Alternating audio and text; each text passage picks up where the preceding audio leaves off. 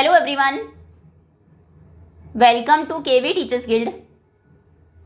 सो बच्चों, अभी हम डिस्कस करेंगे 8th क्लास साइंस के second chapter the invisible living world beyond our naked eyes के एनसीईआरटी क्वेश्चन आंसर्स। इससे पहले इस चैप्टर को हमने पढ़ा और समझा। अभी एंड में जो क्वेश्चंस गिवन है उनके आंसर्स आपको कैसे लिखने हैं वो हम देखेंगे। सो पहला क्वेश्चन है, various parts of a cell are given below. एक सेल के डिफरेंट पार्ट्स आपको यहाँ पर दिए हैं।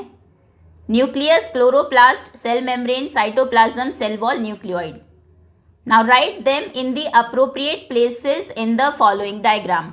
इस डायग्राम में सही जगहों पर आपको इन पार्ट्स के नाम लिखने हैं। जैसे यहाँ पर आप उन पार्ट्स के नाम लिखेंगे जो सिर्फ एनिमल सेल में मिलते हैं, यहाँ जो सिर्फ प्लांट सेल में मिलते हैं, जो बैक्टीरिया सेल में मिलते हैं, और सेंटर में जो तीनों सेल्स में मिलते हैं, कॉमन टू ऑल 3 सेल्स। तो चलिए तीनों सेल्स को देखते हैं। ये है बैक्टीरिया सेल, ये है एनिमल सेल और ये है एक प्लांट सेल। सभी के पार्ट्स भी आपको गिवन है यहाँ पर। तो वो कौन से पार्ट्स हैं जो कि तीनों सेल्स में मिलते हैं? आप देखेंगे सबसे पहले तो तीनों में आपको सेल मेम्ब्रेन दिखेगी। ये ब्लैक कलर से जो बाउंड्री आपको दिख रही है ये एनिमल सेल की सेल मेम्ब्रेन है। अंदर की तरफ जो ब्लैक लाइन है ये प्लांट सेल की सेल मेम्ब्रेन है और बाहर की तरफ वाली सेल वॉल है। सेल वॉल ये एनिमल सेल में नहीं मिलती है। और बैक्टीरिया सेल में भी ये साइटोप्लाज्मिक मेम्ब्रेन है। साइटोप्लाज्मिक या प्लाज्मा मेम्ब्रेन बोलते हैं सेल मेम्ब्रेन को। तो ये है साइटोप्लाज्मिक मेम्ब्रेन। ओके, तो सेल मेम्ब्रेन तीनों में मिलती है और दूसरा तीनों में आपको मिलेंगे cytoplasm.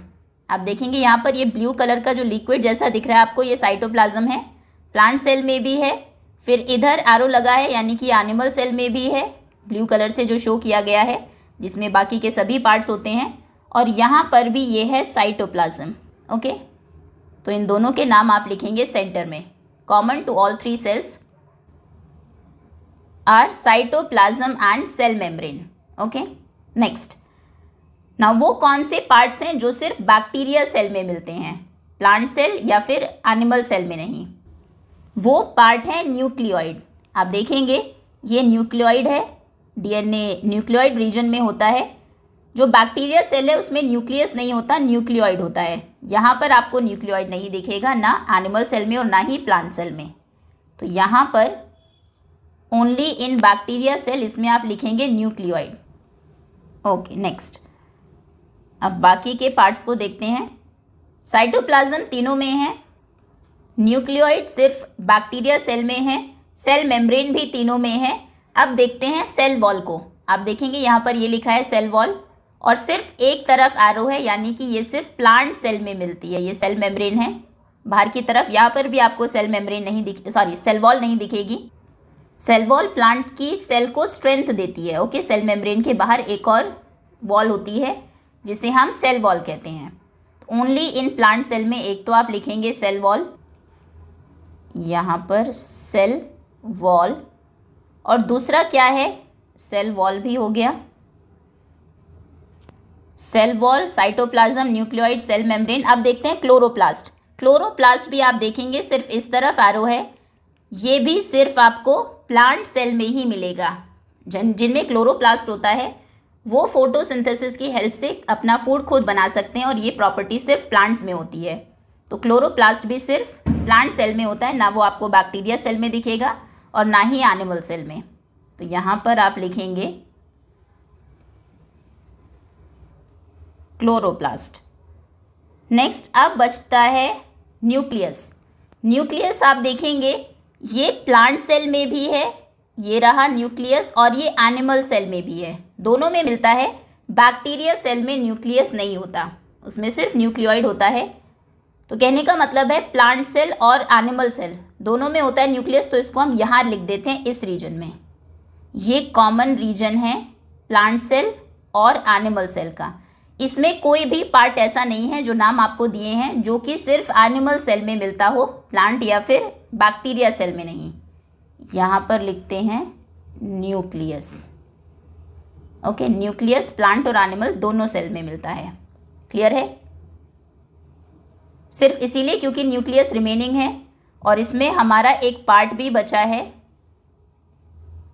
Which is found only in animal cell. तो यहाँ पर आप न्यूक्लियस लिख दें, अगर आपने ये किया तो वो गलत हो जाएगा, क्योंकि सिर्फ एनिमल सेल में न्यूक्लियस नहीं होता, न्यूक्लियस प्लांट सेल में भी होता है।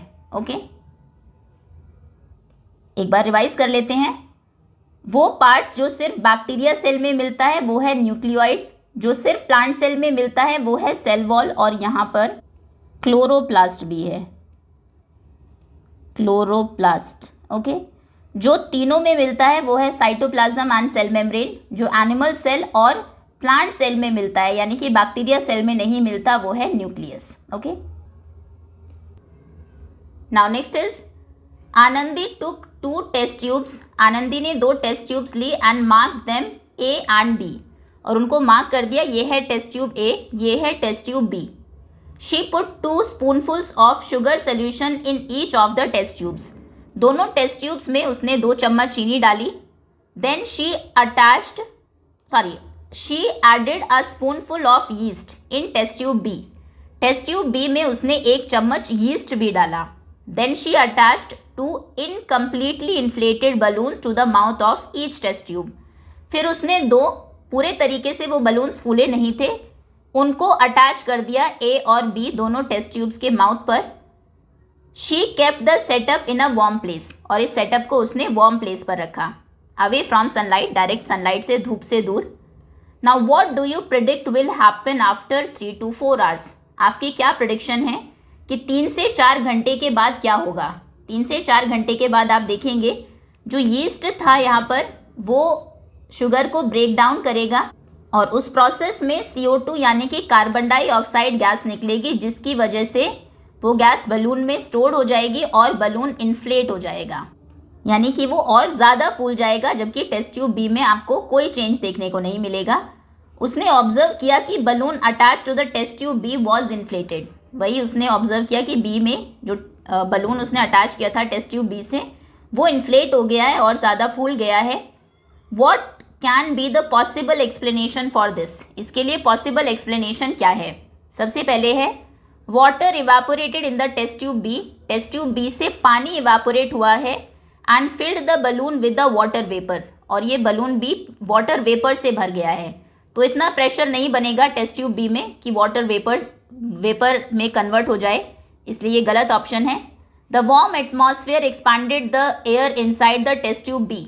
गर्म है चारों तरफ का एटमॉस्फेयर, उस वजह से टेस्ट ट्यूब बी के अंदर की हवा इन्फ्लेट हो जाएगी, एक्सपांड हो जाएगी, और उस वजह से बलून इन्फ्लेट होगा। तो दोनों ही टेस्ट ट्यूब में सेम इफेक्ट होना चाहिए था फिर तो, क्योंकि दोनों वार्म प्लेस पर ही रखी गई है, तो टेस्ट ट्यूब ए का बलून भी इन्फ्लेट होना चाहिए था, इसलिए ये भी ऑप्शन गलत है। Yeast produced a gas inside the test tube B. Yeast ने टेस्ट ट्यूब बी के अंदर एक गैस को प्रोड्यूस किया है जिससे इन्फ्लेट हुआ है बलून, ये बिल्कुल सही ऑप्शन है, और वो गैस भी आपको पता होनी चाहिए, वो है कार्बन डाइऑक्साइड गैस। शुगर ने रिएक्ट किया वार्म एयर के साथ, गर्म हवा के साथ, जिसने गैस प्रोड्यूस की और इवेंचुअली बलून इन्फ्लेट हुआ। ऐसा कोई रिएक्शन नहीं होता है, सो इसमें सी ऑप्शन सही है।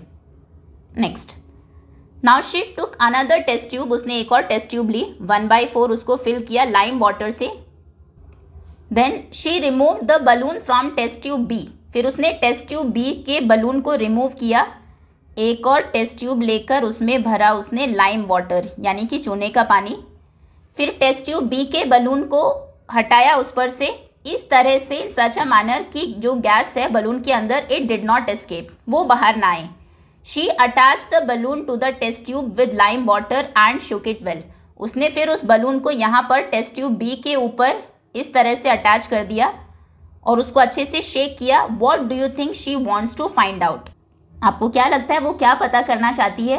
वो पता करना चाहती है कि बलून के अंदर कौन सी गैस है, क्योंकि बलून के अंदर अगर कार्बन डाइऑक्साइड होगी तो वो लाइम वाटर के साथ रिएक्ट करेगी और उसको मिल्की बना देगी। ओके, जब भी लाइम वाटर चूने का पानी मिल्की हो जाता है तो वो शो करता है कि वो जो गैस है वो कार्बन डाइऑक्साइड है। Carbon dioxide plus lime water gives milky solution. Okay, ये आप याद रखेंगे, इससे कंफर्म होता है कि यीस्ट ने कार्बन डाइऑक्साइड गैस प्रोड्यूस की है।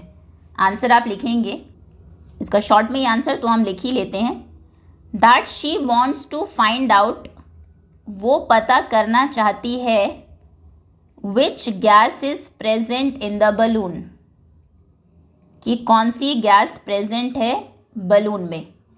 और फिर क्या फाइंडिंग होगी उसकी, क्या पता लगेगा उसको, द लाइम वाटर, इस एक्सपेरिमेंट में जो लाइम वाटर है टर्न्स मिल्की, वो मिल्की हो जाएगा, शोइंग, जो शो करेगा, that the gas is carbon dioxide, CO2।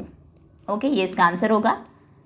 जो गर्ल है वो क्या फाइंड आउट करना चाहती है कि कौन सी गैस है बलून में, और क्या उसकी फाइंडिंग होगी कि गैस में CO2 है, क्योंकि लाइम वाटर का जो कलर है वो मिल्की हो गया है। Next, now a farmer was planting wheat crop in his field. एक किसान है जो अपने खेत में उगाना चाहता है व्हीट क्रॉप, गेहूं की फसल प्लांट कर रहा है, तो उसने ऐड किया नाइट्रोजन रिच फर्टिलाइजर सॉइल में to get a good yield of crops, जिससे कि अच्छी फसल उगे। तो उसने फर्टिलाइजर यूज़ किया जिसमें नाइट्रोजन थी।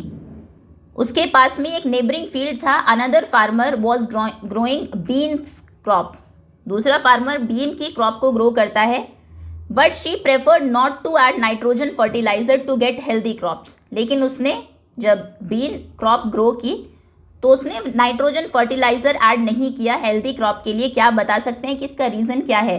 क्योंकि बीन्स जो है वो बीन एक लेग्यूम प्लांट है जिनमें फली के अंदर बीज आते हैं, और जितने भी लेग्यूम प्लांट्स होते हैं उनकी रूट्स में राइजोबियम बैक्टीरिया होता है लेग्यूम के अंदर, जो कि राइजोबियम बैक्टीरिया क्या करता है, हवा में जो नाइट्रोजन प्रेजेंट है उसको वो फिक्स करता है सॉइल के अंदर, जिससे कि सॉइल नेचुरली फर्टाइल हो जाती है और नाइट्रोजन रिच फर्टिलाइजर की ज़रूरत नहीं पड़ती।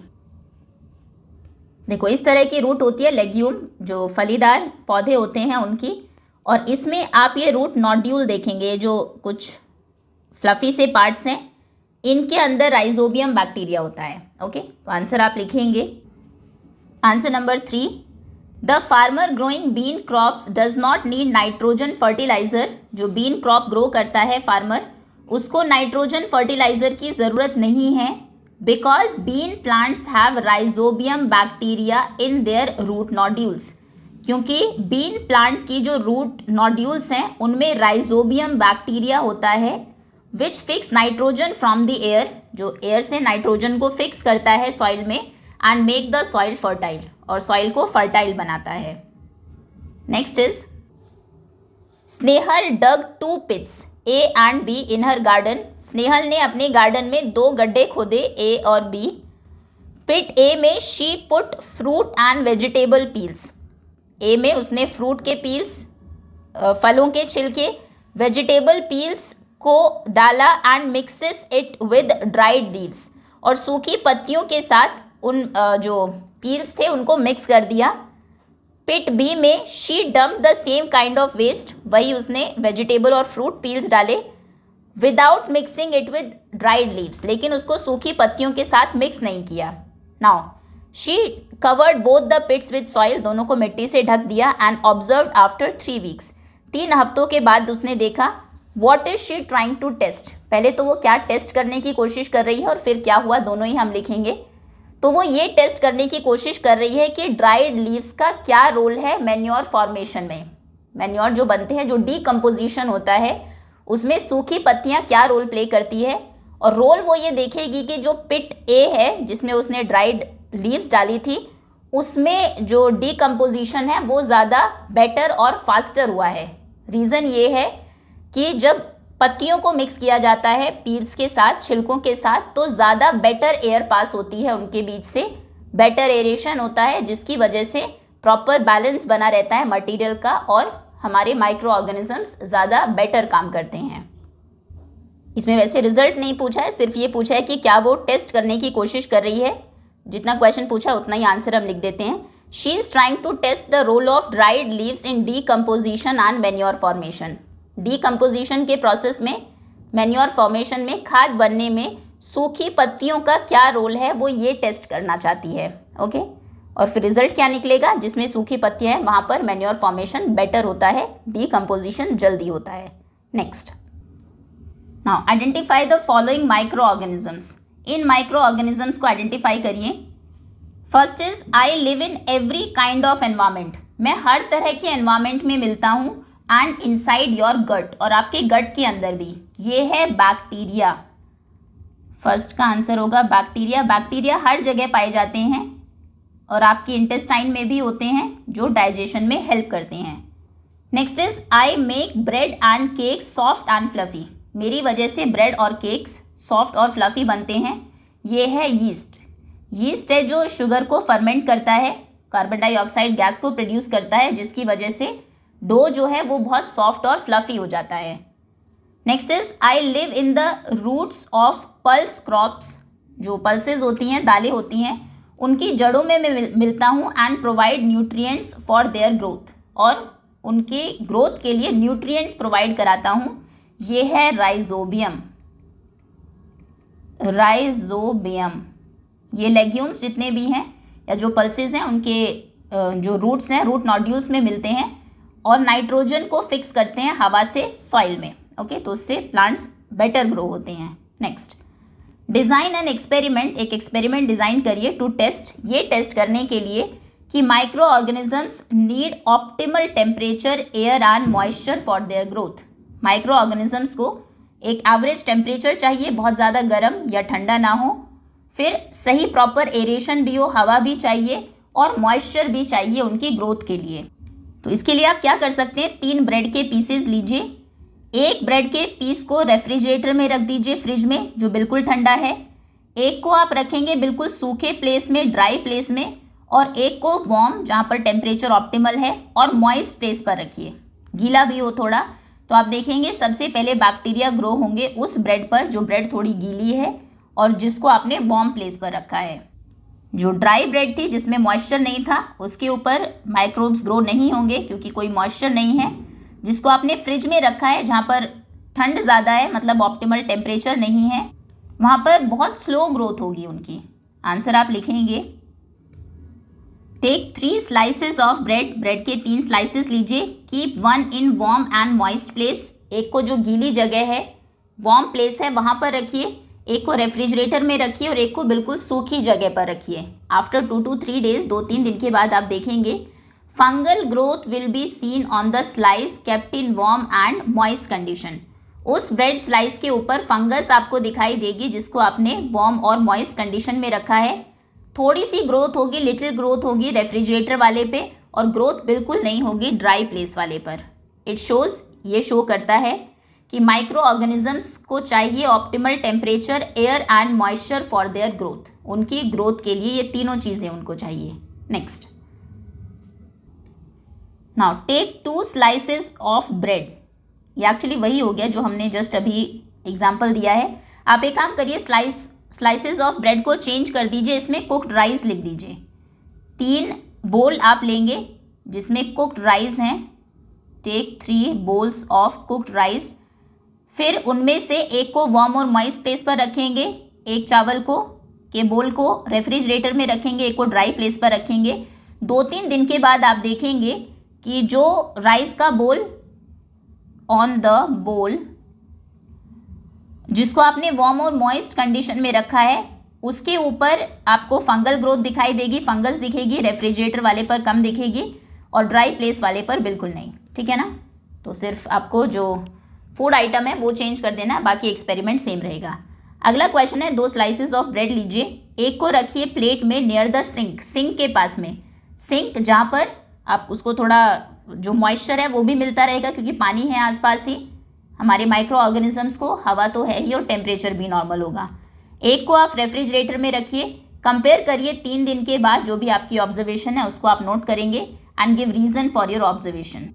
तो इसमें हमारी ऑब्जर्वेशन वही रहेगी कि जो ब्रेड सिंक के पास आपने रखी है उसमें जो ग्रोथ है वो ज़्यादा जल्दी होगी, उसमें फंगस ज़्यादा जल्दी लगेगी, जबकि जिसको आपने रेफ्रिजरेटर में रखा है उसमें बहुत स्लो ग्रोथ होगी माइक्रो ऑर्गेनिजम्स की। रीज़न ये है कि उनको ग्रो करने के लिए वार्म और मॉइस्ट कंडीशन चाहिए। आंसर सिंपल आप लिखेंगे, the bread kept near the sink shows fungal growth. जिसको आपने सिंक के पास में रखा है वो ब्रेड फंगल ग्रोथ को शो करेगी, उसके ऊपर फंगस लग जाएगी। जबकि जो ब्रेड आपने रेफ्रिजरेटर में रखी है शोज लिटिल और नो ग्रोथ, हो सकता है उसके ऊपर आपको बहुत कम फंगस दिखे या फिर दिखे ही ना। दिस इज बिकॉज, ऐसा इसलिए है क्योंकि रीज़न भी पूछा है, because micro organisms grow in warm and moist conditions. Micro organism को ग्रो करने के लिए थोड़ी वार्म कंडीशन हो, बिल्कुल ठंड या बहुत ज़्यादा गर्मी ना हो, और मॉइस्ट हो, मॉइस्चर भी हो, पानी भी हो, थोड़ा वाटर कंटेंट भी हो, ये चाहिए। And they grow slowly in cold conditions, ठंडी कंडीशंस में वो स्लोली ग्रो करते हैं। ओके, इसलिए आपने देखा होगा सर्दियों में खाना देर से गर्म होता है, देर से ख़राब होता है, गर्मियों में जल्दी ख़राब हो जाता है। यही रीज़न है, क्योंकि सर्दियों में टेम्परेचर कम होता है, ठंड होती है, तो उसमें माइक्रो ऑर्गेनिजम्स की ग्रोथ धीमी हो जाती है। Next, now a student observes that when curd is left out for a day, एक स्टूडेंट ने नोटिस किया कि जब वो दही को एक दिन के लिए बाहर छोड़ देते हैं, इट बिकम्स मोर सार, तो वो और ज़्यादा खट्टी हो जाती है। What can be two possible explanation for this observation? क्या दो पॉसिबल एक्सप्लेनेशन है आपके पास इस ऑब्जर्वेशन के लिए क्यों दही खट्टी हो जाती है? क्योंकि लैक्टोबैसिलस जो बैक्टीरिया होते हैं दही के अंदर, वो लगातार लैक्टिक एसिड को प्रोड्यूस करते रहते हैं। ये हमने चैप्टर में देखा था कि जैसे यीस्ट होता है वो अल्कोहल प्रोड्यूस करता है, जिसकी वजह से जब फर्मेंटेशन होता है आटे में तो उसमें से आपको थोड़ी खट्टी स्मेल आती है। बिल्कुल वैसे ही जब दूध को आप दही बनाते हैं तो उसमें जो लैक्टोबैसिलस है वो उस शुगर को कन्वर्ट कर देते हैं लैक्टिक एसिड में, लैक्टिक एसिड प्रोड्यूस करते हैं, जिसकी वजह से थोड़ा खट्टापन आ जाता है दही में। तो अगर आप उसको बाहर रखेंगे, फ्रिज में नहीं रखेंगे, तो क्योंकि वार्म टेम्परेचर है वो बैक्टीरिया की एक्टिविटी को बढ़ा देता है, तो लैक्टोबैसिलस बैक्टीरिया प्रोड्यूस करते रहेंगे लैक्टिक एसिड को। आंसर आप लिखेंगे द कर्ड बिकम्स मोर सार, दही और ज़्यादा खट्टी हो जाती है, बिकॉज पहला रीज़न है lactobacillus bacteria continue to produce lactic acid. Lactobacillus लगातार लैक्टिक एसिड को बनाते रहते हैं, जिसकी वजह से दही खट्टी होती रहती है। और जो वार्म टेम्परेचर है, क्योंकि दही बाहर रखी गई है, वो उनकी एक्टिविटी को इंक्रीज़ करते हैं। ओके, और जल्दी जल्दी काम करते हैं। अगर आप उसको फ्रिज में रख देंगे तब, क्योंकि वार्म टेम्परेचर उनको नहीं मिलेगा, ठंड है वहाँ पर, तो फिर दही देर से खट्टी होगी, वो इतनी जल्दी लैक्टिक एसिड प्रोड्यूस नहीं कर पाएंगे जितना वो वार्म कंडीशंस में कर सकते हैं। ओके, नाउ ऑब्जर्व करिए सेटअप गिवन इन फिगर 2.15। इसमें जो सेटअप है उसको ध्यान से देखिए और फिर क्वेश्चंस को आंसर करिए। फर्स्ट इज व्हाट, अच्छा पहले देखते हैं कि क्या है। यहाँ पर ये एक फ्लास्क है, इसमें वार्म गर्म शुगर सोल्यूशन है और यीस्ट है। हमें पता है यीस्ट शुगर पर जो शुगर है उसको ब्रेक डाउन करता है। उसके बाद यहाँ से एक टेस्ट ट्यूब आपने टेस्ट ट्यूब से कनेक्ट किया है, इस फ्लास्क से जो गैस निकलेगी उसको, और टेस्ट ट्यूब में लाइम वाटर है। बिल्कुल वही एक्सपेरिमेंट है जो क्वेश्चन नंबर 1 और 2 में हमने किया था। What happens to the sugar solution in flask A? Sugar solution का क्या होगा फ्लास्क ए में? तो यीस्ट ब्रेक करेगा शुगर को, या फिर आप कह सकते हैं the sugar solution undergoes fermentation. उसका फर्मेंटेशन होता है, ये ब्रेक डाउन करना एक ही बात है। And produces carbon dioxide and alcohol, और इस प्रोसेस में कार्बन डाइऑक्साइड गैस निकलती है और अल्कोहल बनता है। Okay, what do you observe in test tube B after few hours? कुछ घंटों के बाद आप टेस्ट ट्यूब बी में क्या देखेंगे? अब यहाँ पर जो देखिए कार्बन डाइऑक्साइड गैस बन रही है, वो इस पाइप के थ्रू आप लेकर आए हैं यहाँ पर टेस्ट ट्यूब में, तो वो यहाँ से टेस्ट ट्यूब में आएगी। टेस्ट ट्यूब में लाइम वाटर है, और लाइम वाटर जैसे ही कार्बन डाइऑक्साइड के साथ रिएक्शन करता है उसका कलर चेंज हो जाता है, मिल्की हो जाता है वो। आंसर आप लिखेंगे the lime water turns milky, lime water milky हो जाता है। Why do you think this happen? ऐसा क्यों हुआ? Because carbon dioxide gas is produced, क्योंकि यहाँ पर प्रोड्यूस हुई है carbon dioxide gas, and reacts with lime water, जिसने रिएक्ट किया लाइम वाटर के साथ। Next is what would happen if yeast is not added in flask A? Flask A में अगर यीस्ट ना होता तो क्या होता? तो फर्मेंटेशन ही ना होता, और जो कार्बन डाइऑक्साइड गैस है वो प्रोड्यूस ना होती, ना ही कोई मिल्की सोल्यूशन बनता। तो थर्ड पार्ट का आंसर आप लिखेंगे नो फर्मेंटेशन वुड अकर, कोई फर्मेंटेशन ना होता, and no carbon dioxide gas would be produced, कोई भी कार्बन डाइऑक्साइड गैस प्रोड्यूस ना होती। Okay, that's all students. ये थे 8th क्लास साइंस के 2nd चैप्टर के क्वेश्चन आंसर्स। होपफुली सभी आपको बहुत अच्छे से समझ में आ गए होंगे। Thank you so much for watching.